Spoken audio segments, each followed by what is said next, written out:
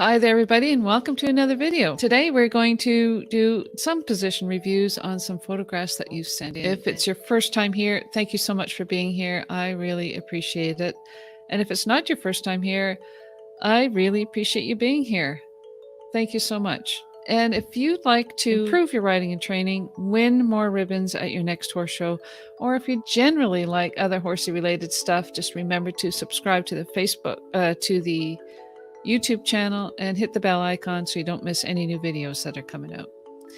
Thank you everybody for sending in your pictures and videos and everything. And if you would like to have your position reviewed and live, you can send me an email, thistlereg@hotmail.com, and also use if you're on Instagram, use the hashtag "Are My Heels Down" to be featured. Oh, Randy's got her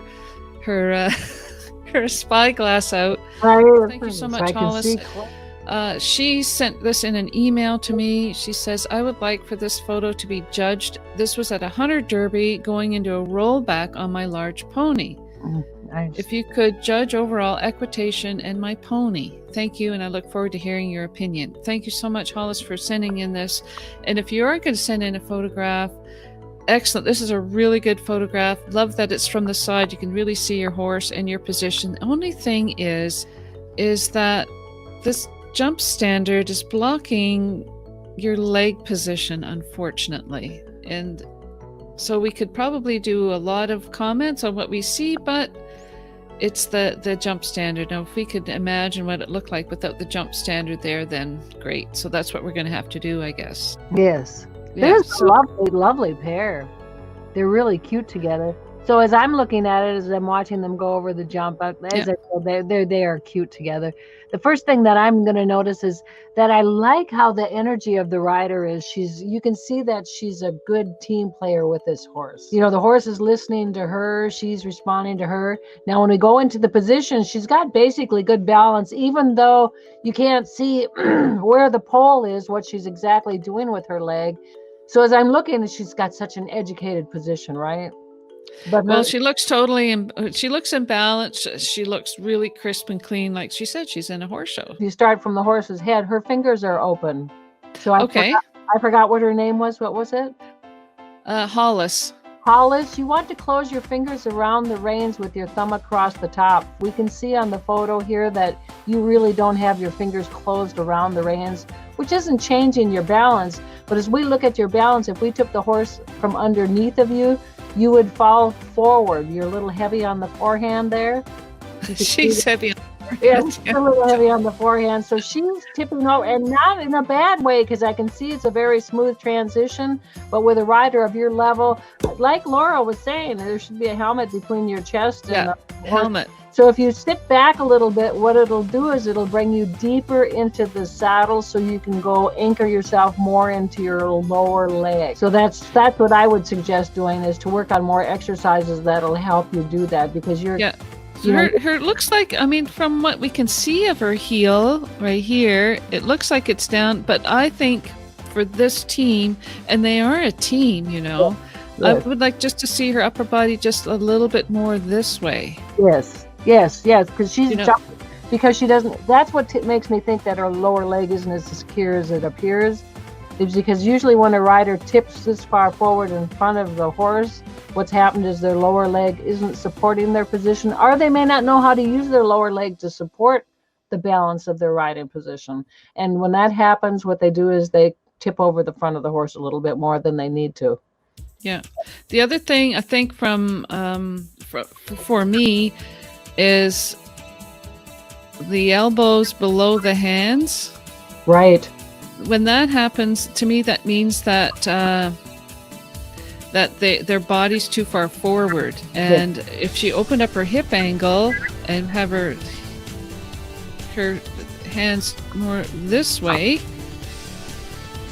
then to me that would be just a little bit. I mean, and again, this is a lovely team. They look like they're but she did say she was doing a rollback turn. Love the way she's looking around with her eyes.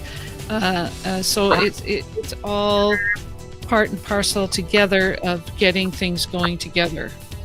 Yeah, and all this is it's typical of a lot of riders today for whatever reason. Instead of letting the horse lift their withers up when they come up over a jump, the rider is actually bringing their chest down instead of letting the horse lift up. Yep. So that the rider's going down to meet the horse. Yes. Let the horse hold you.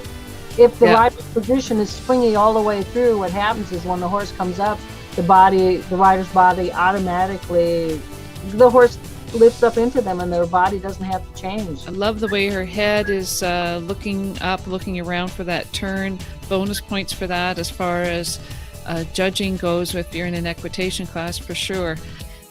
She's missing the spring in her riding. So sure, hips are in the middle of the saddle. We just like to have not this hip angle. This is called a closed hip angle. When she's this way, we just like to have her hip angle just a little bit more, so that she can have weight down more into her heel.